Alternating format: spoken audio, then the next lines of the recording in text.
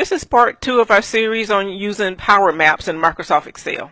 In our last general instructions, we plotted just one set of data.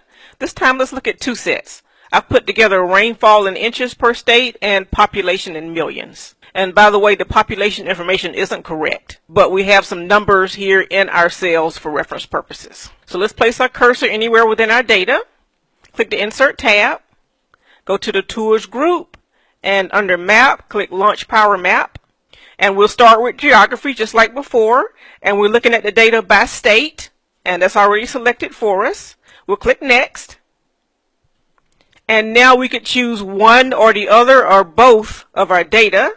I'll choose both this time, rainfall and population in millions.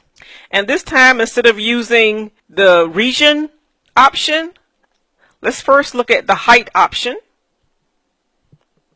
And notice we have a stacked bar here with the population on the bottom and the rainfalls on top. And notice that the higher the bar, the higher the population or the higher the rainfall. But this might look a little better if we use this one, a clustered column. And now we have the data side by side. And we didn't do this in the last series, but let's adjust our map a little bit so we can see the bars a little better. I'm going to click this down arrow. And now we can see the bars a little bit better. If we want to get a little closer, we can click the plus sign. Then we have a better view of the US. We can also pan. I'm left clicking and holding and dragging.